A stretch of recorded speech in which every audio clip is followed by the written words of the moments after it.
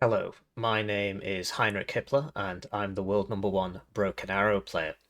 I've had a lot of people ask me why I'm deciding to cover Broken Arrow. I come from a game called Wano, where I'm the world number one Wano player, as you can see from your screen. And I figured I'd just make this video to go through the various reasons why I will be covering Broken Arrow. Basically, the way I play Wano is I play it 1v1 and I play very aggressive strategies. These things don't really work in Broken Arrow. For starters, there's no officially supported 1v1 mode, it's all team. And aggressive strategies don't really work in the same way. We'll get to why, but really the main reason why I'm doing it is because another guy who covers Wano videos decided to do a video saying why he wouldn't cover Broken Arrow, and he got loads of views. So I figured I should do one about why I will cover Broken Arrow. So I don't really script these things. I've got a notepad document on my second monitor, and I'm just going to go through it. So originally this was just going to be like a joke video where I just spoke a lot about how much I like money, and I was going to talk about how much I like money, and then I just wouldn't talk about the game at all. But I've realized that I actually do have something to say about this, and so I might as well do it properly. It's all time stamped, right? Or at least it should be. I haven't done it yet. And I try to do things with a minimal amount of editing. Occasionally, my face might disappear if there's something I really have missed, but generally, I've got all my arguments in front of me over various Paint and Word documents. So the first thing I want to point out is that fanboyism is really, really silly for the consumer. Basically, you've got a lot of fanboyism going on over here. So people on the Wano Reddit talking about how, Broken Arrow people have like their brains are a blender or something. And people on the Broken Arrow subreddit talking about how they hate Wano and so on. Essentially, as a consumer, right, you want to this is starting to get a little bit distracting now. Um, there's a Broken Arrow League. That sounds fun. Anyway, as a consumer, it's in your best interests that there's as much competition on the market as possible. Okay? Both of these games stem from the same game called Wargame Red Dragon. Some of the Broken Arrow developers, one in particular, the lead game designer, I think his title is FLX, right? This guy, he was on Wargame Red Dragon, I believe. It might have been slightly after that, but he worked for the same company that now makes Wano, and the STB team, they were professional. Okay, they were a competitive team game community in Wargame Red Dragon who decided to make their own game. So for me, on the outside, something like that would be a dream come true for me to make my own game and so on. So I've got to give them a lot of respect for that. And as for Wano, Wano is just made by the same devs who made Wargame Red Dragon, the same company. Um, so as a consumer, you want it's just very, very silly to be partisan about this. You want as much competition on the market as possible because they all compete with each other for your attention, right? It puts you in the driver's seat. And frankly, we have a problem with Eugen Games where they're the only people who make them, and so that there's just not a whole lot of creativity going on, if I'm being entirely honest, right? I play Wano a lot. I love Wano. I have 2,500 hours in Wano. Okay, I have a whole YouTube channel based around Wano. I want Wano to succeed, and I think the best way Wano can succeed is by making Broken Arrow succeed. Because not only will Broken Arrow bring in new players into the genre who will then find out about Wano, but also because these devs just shamelessly rip off each other all the time. Broken Arrow is based off Wano. It is based off, Wargamer Dragon. It's based off Eugen Games, right? They've basically ripped the concept one to one. You can argue about that all you want. You know it's true. And for Wano's side, when the Broken Arrow development beta came out, like the first open beta, after that finished, they started copying a lot of things from Broken Arrow. There was a rant made by an ex contractor. We won't get into it, but he said that the reason we got fourth weapon slots in Wano was because of Broken Arrow. The reason also that we got smoke on infantry, lots of infantry now get smoke in Wano, that was because it was in Broken Arrow. The reason we got the 5v5 dedicated servers was because of Broken Arrow, and the reason we got the command and control mode, which full disclosure I absolutely hate, was because of Broken Arrow, right? Right now, Broken Arrow just released their release date. It's coming out on the 16th, right? And at the exact or the 19th if you don't pay extra monies. At the exact same time, Warner went on a 40% sale, right? If you're a consumer, you're winning. You're winning. Warner's on a 40% sale because Broken Arrow announced their release date, all right? Well, they're both vying for this Steam War Games Fest thing, right?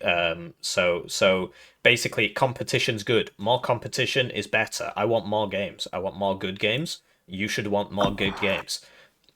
So it's very, very silly to take a side in this. So that was the first argument.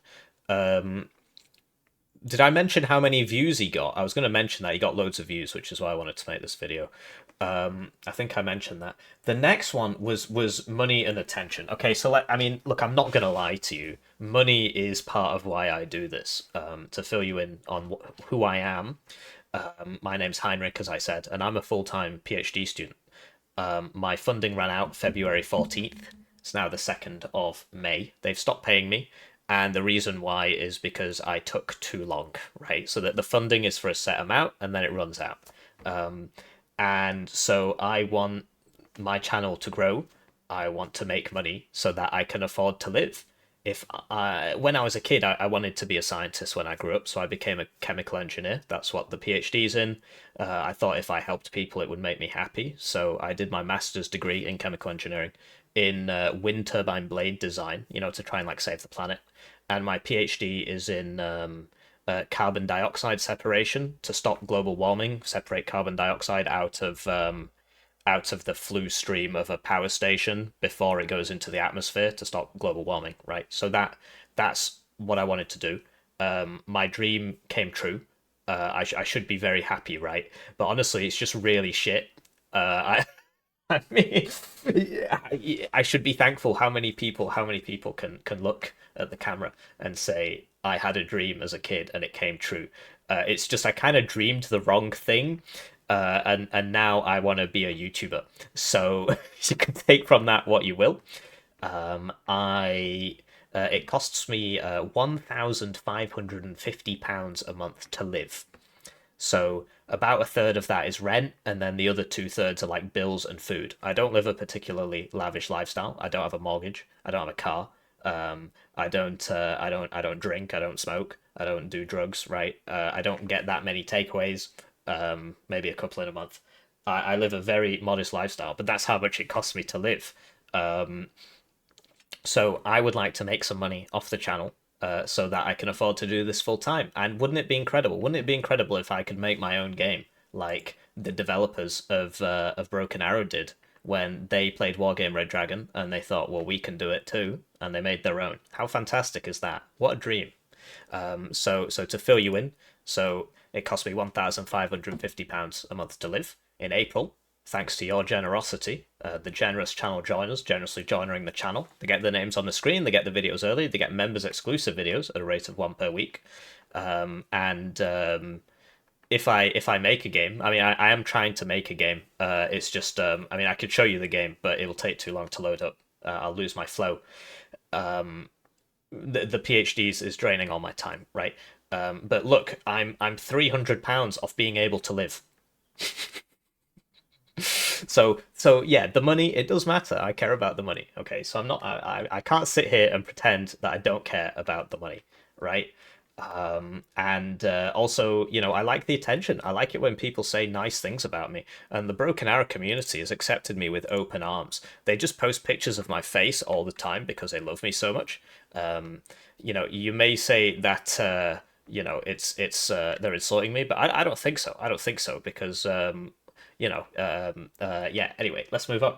So the next thing we have to talk about, of course, is the political thing, right? Because that was a big part of the other video, and it's been a big part of all my videos, okay? So I get comments every day, and I have done for a long time, basically from both sides of the aisle telling me that either I'm an evil vatnik or I'm a Ukrainian lover, right? So we get a lot of people, I'd rather die before I give money to a Russian dev. This guy literally has 1488 in his name and is saying glory to Russia. I can't tell if that's a troll or not. It might be. This guy, I made a video where I spoke about how the game's cheaper in Russia, and I made the argument that it's cheaper in Russia because they make less money, and he got upset that I made a positive argument about Russia because he's Russian and he found it offensive. You get people basically, they talk about how BA's a propaganda game. They've got basically like evil in their DNA. Yeah, and then this one was very funny. But yeah, I get a lot of comments saying, I can't bring myself to play as Soviet orcs. Maybe if I turned off the Russian dialogue. I get a lot of comments like that, and I get comments from Russians telling me that I'm anti-Russian. Um, Listen, I understand that, if you're Ukrainian or Russian, you've seen your friends die, you turn on the TV every day and you see people dying, right? If you're Ukrainian, you actually see it happening, right? Because it's generally in their country. And I understand there's nothing I can say to you that will make this okay, right? There's nothing I can say that will convince you that it's okay for me to if you're Ukrainian, right, and you've seen all your friends die, you've seen was it like 8 million people have left the country, over a million have died. I understand your position. I mean, I could never. I tried to understand your position, right? I could never really understand the pain that you've gone through. Okay, so I tried to empathize, but ultimately, it's a very unfortunate situation, and words simply can't describe it. And I'm sorry, right? I am sorry. Um, where am I going with this? So I understand your position, and maybe you can understand mine, right? So if you're a Ukrainian watching this and you're like, how can he play the evil Russian game? Um, how much do you care about what's going on in Kashmir at the moment?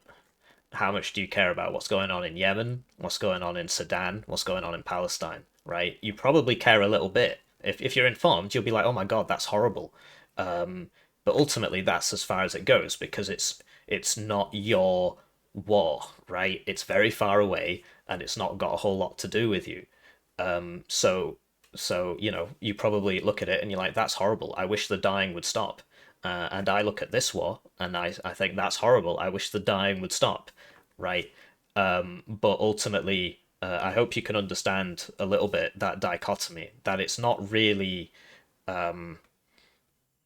like it is important. Objectively, it's very important, but to me, it's a very far away problem, and from an outsider's perspective, it's not as good guy versus bad guy as somebody who's down in there and has seen their friends die. How could they think anything differently? How could they think, oh, there is nuance to this situation, right?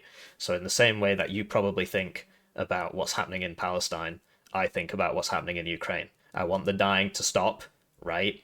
But it doesn't go much further than that. So I hope that's a satisfactory answer. I understand that a lot of you, um, there's just no explaining it away. There's no explaining it away. I'm the enemy because I'm buying this Russian game. Um, right? There's. I've done the best I can there, I think. So let's talk about the game. Let's actually talk about the game. So there are things about the game that I've got to admit I really don't like. So basically, I think the game mode where I've got some arguments here. Where are my arguments? I think the game mode is just completely awful. I think it's really bad. I really don't like it. And you're entitled to your opinion, of course, right? So we spoke about the money and the attention, right? So I need to maximize my income and my fame. I need to alienate as small a portion of my audience as humanly possible, right? So I need to look in the camera and I need to say, look, if you like the game mode, that's okay. There's nothing wrong with that, you know? It's not your fault you were dropped on your head as a kid, right? You can still have a good life. I mean, Forrest Gump, he was very rich. But generally my problems with the game mode are probably saved for a second video. But just to sort of clue you in, this is the game mode up here. You get income. You get income over time. You don't actually get that much income. The average deployment in Broken Arrow will give you, at the start of the game, I had 12 units.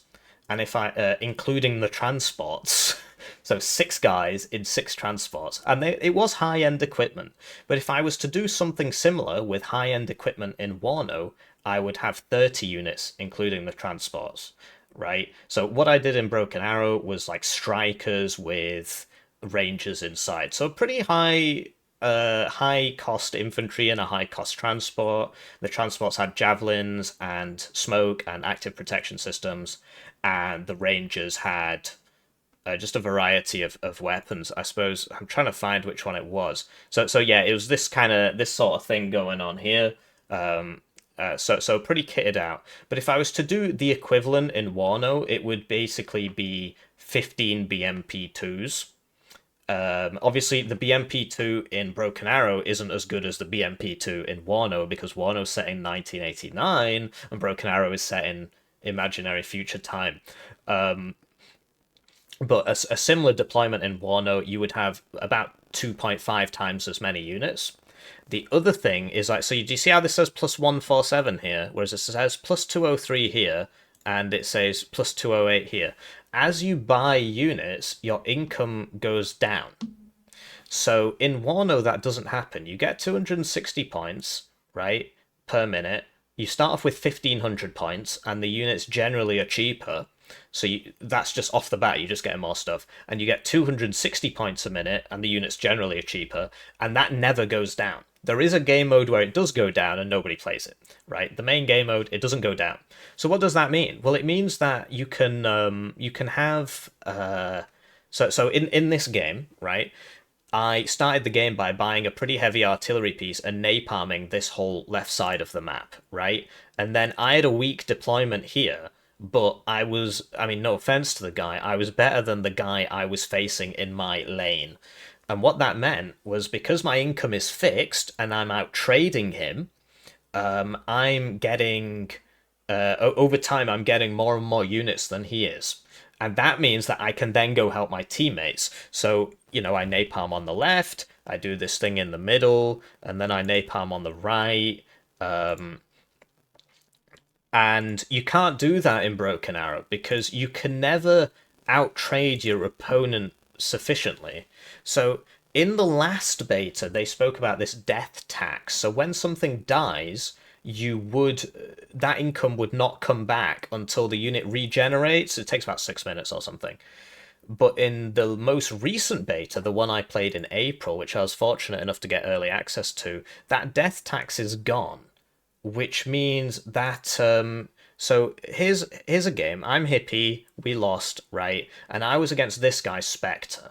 Spectre got 11,000 deaths, and I got 5,000 deaths, right? I wasn't the one responsible for killing all of his units, but I was responsible for killing most of them. And the fact of the matter was, I could never help my teammates. So I was stuck on this right side. And if you can go watch this video, they'll all be linked in the description, or you can just check the channel.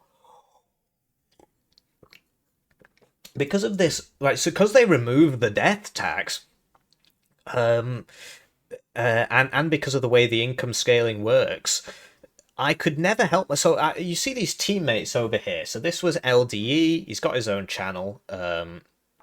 He did very, very badly in this game, and I couldn't help him because the guy on my lane, I would kill all his stuff, I would lose a few guys, and the rest of my guys would be very damaged, so I'd have to repair them. By the time I'd repaired them, he had a new army of garbage, which he just kept chucking garbage at me all game. And this cuts both ways, but what it means is that you can't really help your teammates.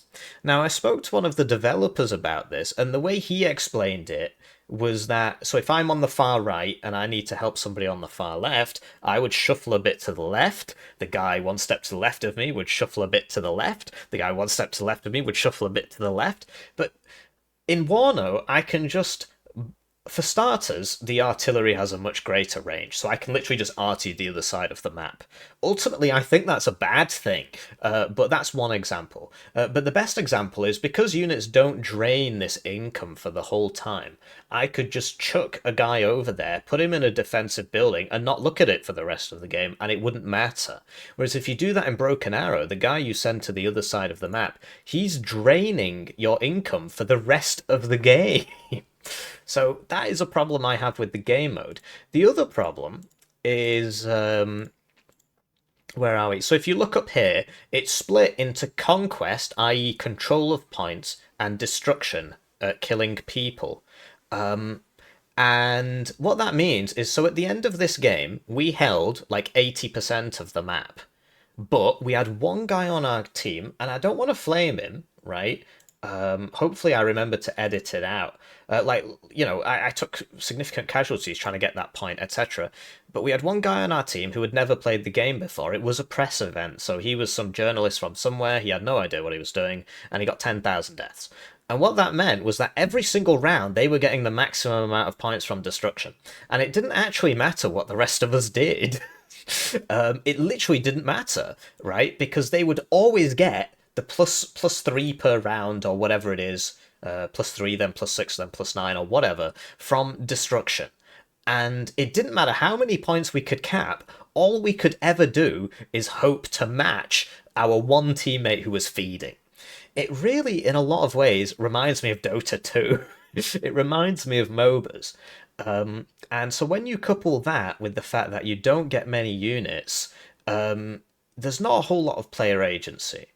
And so that it's very, very, very different to Wano, right? So that's what I don't enjoy about the game.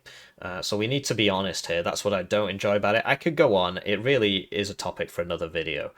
But what I do enjoy about the game are a lot of other things. The money, right? But I made a playlist to try and explain these arguments. Some of them are a little bit tongue-in-cheek, right? But some things in Wano are cooler. You can do airdrops in Wano. You cannot do that in Broken Arrow. It just doesn't. Sorry, wrong way around. I'm regarded. You can do airdrops in Broken Arrow. You cannot do that in Wano. You just can't do it. It's not there. You can get laser guided artillery in Broken Arrow. So here I am lasering this Derivatia thing, and look at that. The shells, they curl in and they kill him. It's really cool. It looks good. I like it. I think it's a good thing.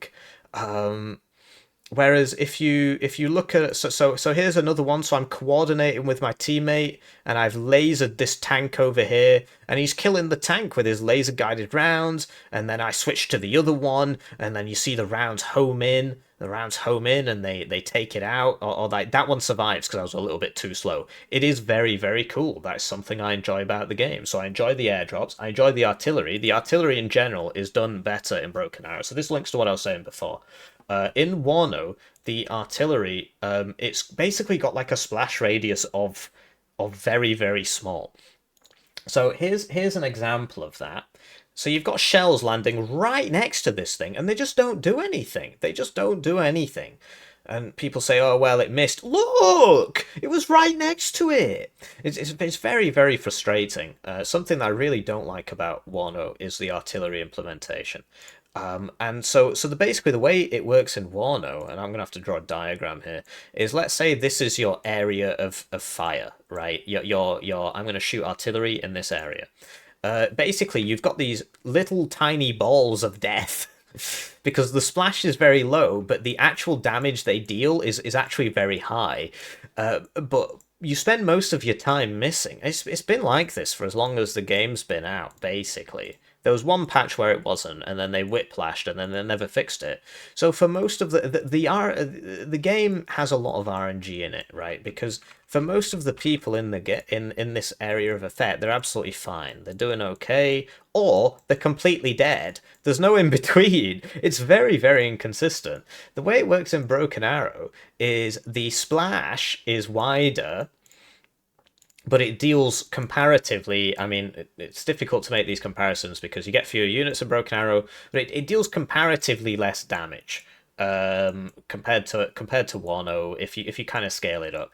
And so what that means, obviously these circles aren't all the same time size, is that there's less RNG, and that's something in general that I prefer about Broken Arrow. Right, so like these guys are like half dead basically, and so there's less RNG. Obviously, two of these might intersect and they might die, but there's less RNG. Um, and I think that's a good thing. I hate the RNG in Wano. It's absolutely diabolical. You get times where like I shot 11 missiles at a guy and he just walked it off. It was absurd. Maybe I'll remember to edit this in. Maybe you can see it happening right in front of you. But it's like I just call it like you forgot to renew your Wano premium membership. You know, the RNG in Wano is absurd. But back to the artillery. The other thing you can do with artillery in Wano, so the ranges are compressed. You can't shoot from further away. Now that affects your ability to help the team. Sorry, in Broken Arrow, the ranges are compressed. You can't shoot far away, right? That hurts your ability to help the team. But what it means is that you can actually counter battery stuff. So in this game, and these will all be in the description if I remember. Otherwise, you can just go on the channel. In this game, this guy was mortaring me from over here, and I brought my paladin up and I killed his mortars, and that was very, very fulfilling. I was very happy about that. And his mortars were actually doing something, and my paladin was actually here. They are, right? So he's moving them constantly, but I eventually get them, right? There's some napalm arty here that's very effective. I guess that was me firing a smirch at somebody, but I prefer the artillery in Broken Arrow. I prefer the what else do I prefer? What else do I prefer? Where are we? Oh, I should have a playlist up here somewhere. This is why you need an editor, really. Once I become famous on YouTube, where's that bloody playlist? It might have been this one. Yeah. Um, I find it good that the tanks have realistic reverse speeds. I think it adds a lot to the game. The napalm interaction in Broken Arrow is far better than it is in Wano.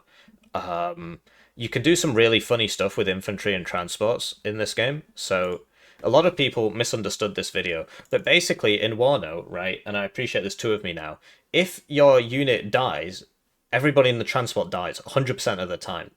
Just 100% of the time. There's no overkill mechanic. It just always dies. They're all dead. They're all dead. They're all dead. And it makes attacking a real chore. Attacking in this game is a real chore. The way you attack is it just sounds ridiculous. You dismount your infantry in a very long line and you just walk them towards the enemy because infantry takes 10 shots to kill, whereas infantry in transport takes 1 shot to kill. Right? It really is that simple. So you just walk them towards the enemy. Infantry, of course, is very slow. And then behind that infantry line, you have all your IFVs, all your tanks, and then your infantry will spot the enemy infantry, and you try and kill your enemy screen, right? Your infantry screening force as fast as possible, so that then you can start trying to, basically once the infantry take the zone, the enemy IFVs and tanks have to withdraw because infantry AT is actually very good in Wano. That's something I prefer about Wano.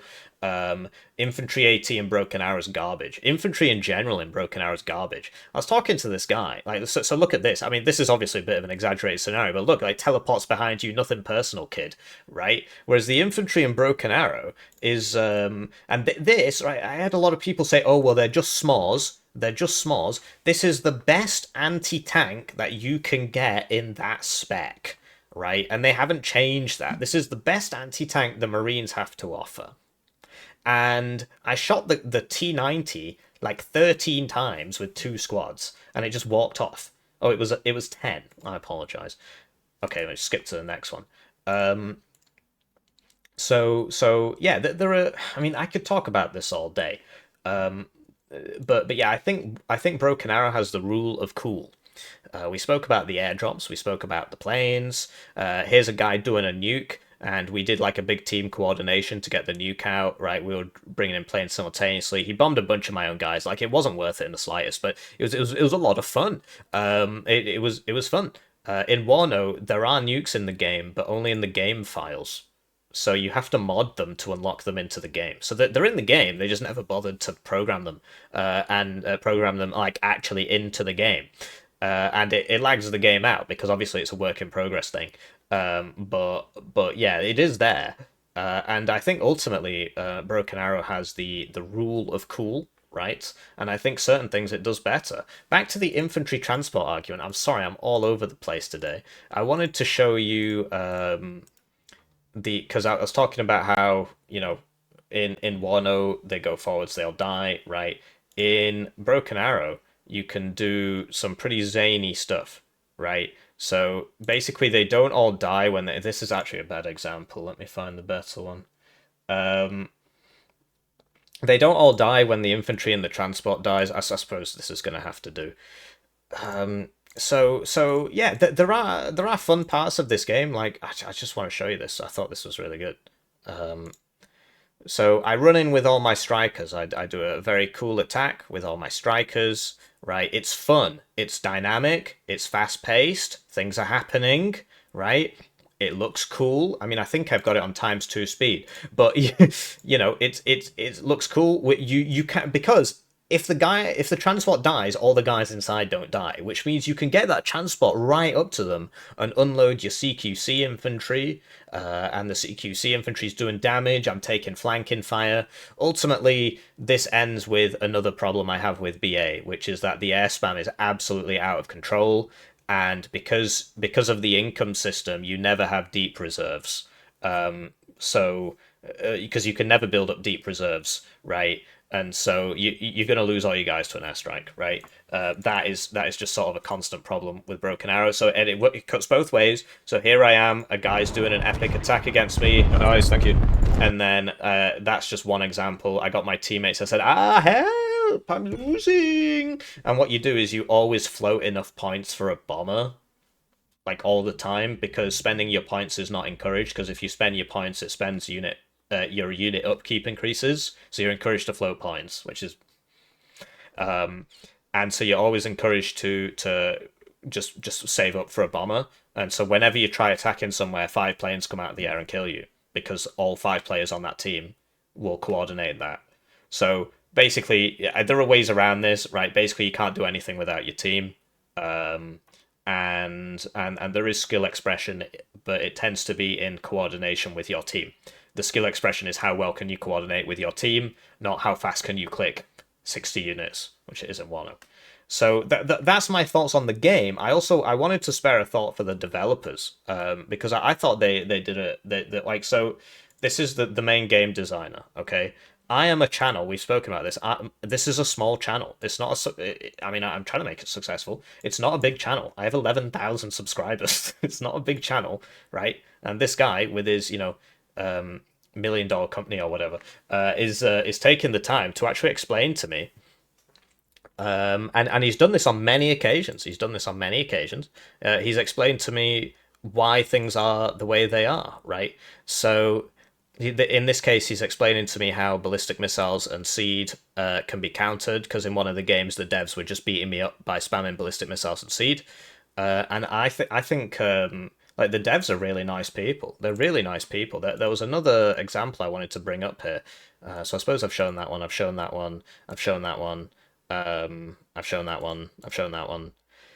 Yeah. So this guy, Serega, he's a developer on the game, and he got a 6.08 KD, and he was telling me how to play it for the whole game, and we ended up winning. So that was really cool, right? I learned a lot, and this is from that game.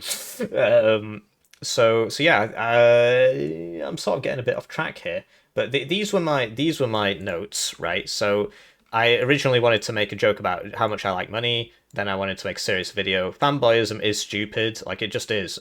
More games is good for you. Why are you fanboying? Money and attention, I like that. The politics, it's obviously very sad what's going on. But ultimately, it's not a defining thing for me, right?